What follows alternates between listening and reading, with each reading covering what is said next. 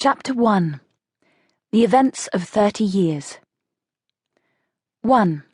December and January 1835 to 36. In the long and intricately inwrought chain of circumstance which renders worthy of record some experiences of Cytherea Grey, Edward Springrove, and others, the first event directly influencing the issue was a Christmas visit. In the above-mentioned year 1835, Ambrose Grey, a young architect who had just commenced the practice of his profession in the Midland town of Hockbridge, went to London to spend the Christmas holidays with a friend who lived in Bloomsbury. They had gone up to Cambridge in the same year, and after graduating together, Huntway, the friend, had entered orders. Grey was handsome, frank, and gentle. He had a volatility of thought which, exercised on homeliness, was humour, on nature, picturesqueness, on abstractions, poetry. Being, as a rule, broadcast, it was all three. Of the wickedness of the world he was too forgetful. To discover evil in a new friend is to most people only an additional experience. To him it was ever a surprise.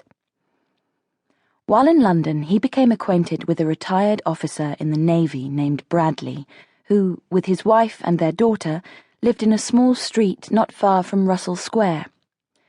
Though they were in no more than comfortable circumstances, the captain's wife came of an ancient family whose genealogical tree was interlaced with some of the most illustrious and well-known in the kingdom.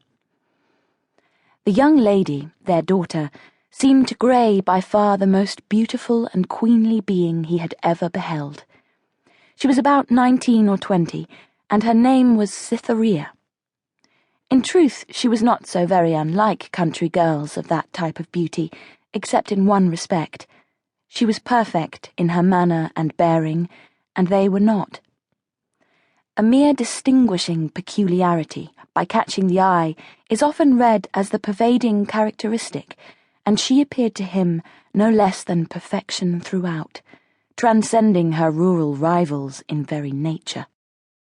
Grey did a thing the blissfulness of which was only eclipsed by its hazardousness. He loved her at first sight. His introductions had led him into contact with Cytherea and her parents 2 or 3 times on the first week of his arrival in London, and accident and a lover's contrivance brought them together as frequently the week following. The parents liked young Grey, and having few friends, for their equals in blood were their superiors in position, he was received on very generous terms. His passion for Cytherea grew not only strong, but ineffably strong. She, without positively encouraging him, tacitly assented to his schemes for being near her.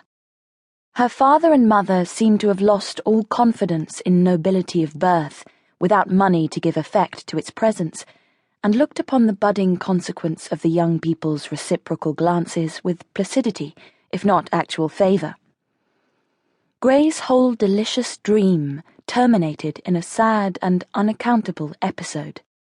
After passing through 3 weeks of sweet experience, he had arrived at the last stage, a kind of moral Gaza, before plunging into an emotional desert. The 2nd week in January had come round, and it was necessary for the young architect to leave town. Throughout his acquaintanceship with the lady of his heart, there had been this marked peculiarity in her love.